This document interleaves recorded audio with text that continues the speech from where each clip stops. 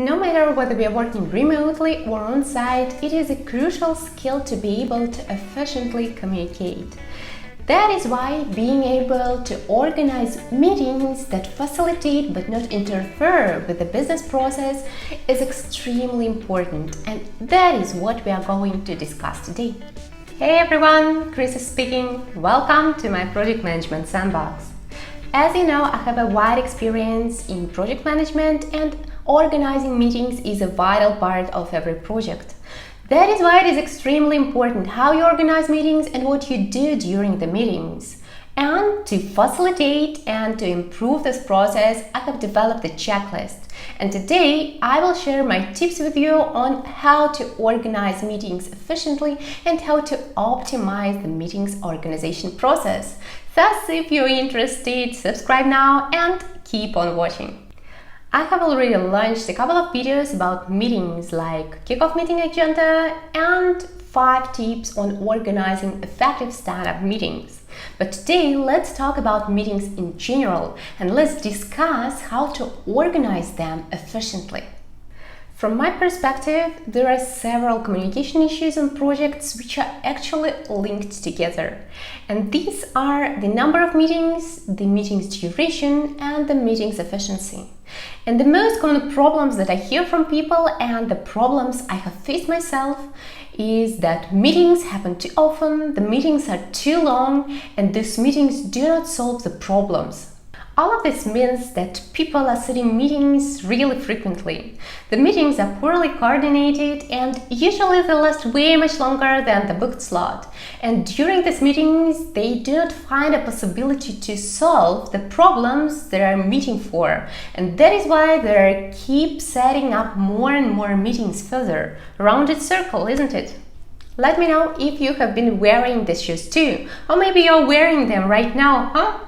Well, honestly, for me it was really challenging to attend all of those meetings and to understand that meetings do not bring value and do not bring the desirable results. And to get off of this hamster wheel, I have developed a checklist that helps to facilitate and organize these meetings efficiently, and what is more, to process them efficiently in order to get results out of them. Now, let's dive in. Number 1. Do you really need a meeting? Well, one of the most crucial things to understand is whether you really need a meeting in order to solve the pending questions. Out of my practice, apart from those scheduled events like daily stand-ups, weekly, monthly, quarterly report meetings, there are really few situations when you would need to set up a meeting in order to resolve some problem or issue. There are really few situations that might require a necessity to set up a meeting. For instance, if something urgent has popped up and that requires rapid actions or special attention. Another case when it might make sense to set up a meeting is when several questions are pending resolutions and when you're waiting for key stakeholders to reply. In this case, it might be reasonable to set up a meeting and to get on a call altogether and to finally resolve those pending questions. Another case when I usually organize meetings is when you need to get a new teammate on track. That is why to familiarize him or her with the project, with the teammates and with the current situation, it might be more convenient to get on a call and to do this all together.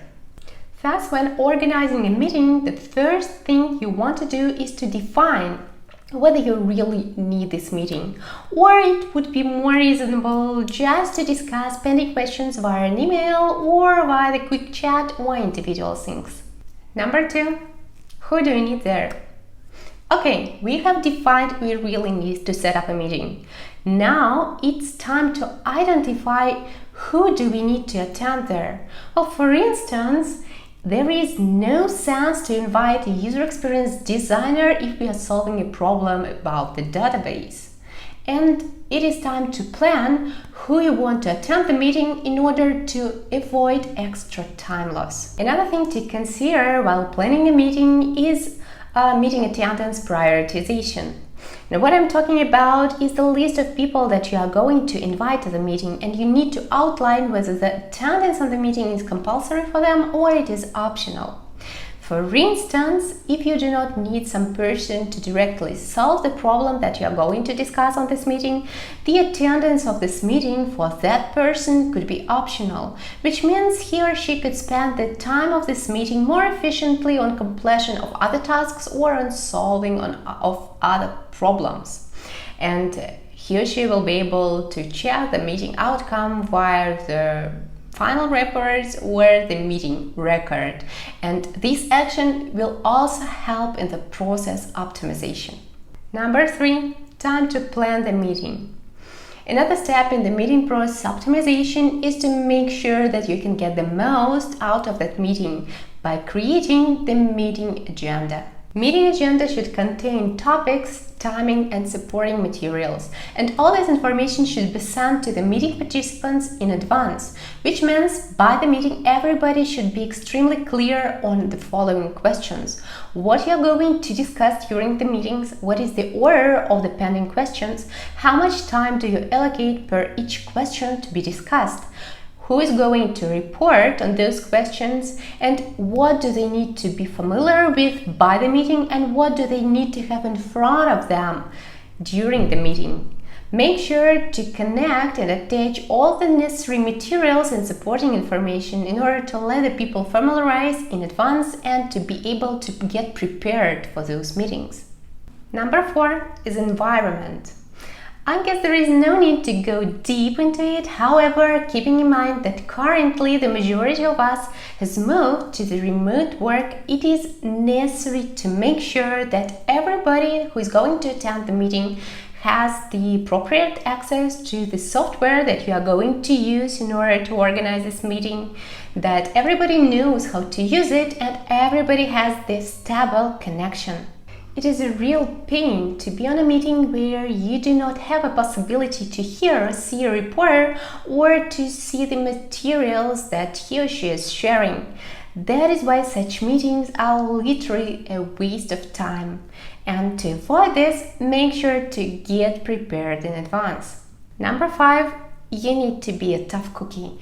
And this one is the most important tip from the checklist because I see related problems almost everywhere.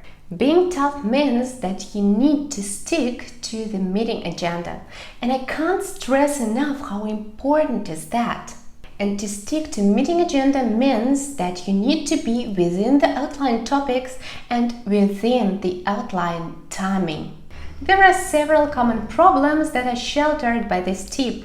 One of them is when you're not able to cover all the suggested topics and you started to stick with one of them during all the meetings and the rest of the topics uncovered.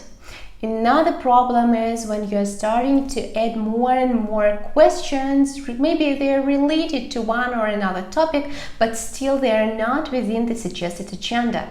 Third common problem that is related to the tough cookie tip is when people are starting to exceed the suggested timing for the meeting, either just for one question or for all of them in the meeting agenda. But why these problems are happening? So we are either not prepared enough or some new details came up and we need to get to this question later when we have more information about it. That is why during the meeting you need to take offline every question that is not related to the meeting agenda. And if any of the questions are taking more time than was allocated initially, you are taking it offline too or setting up another meeting where you are going to discuss this question individually.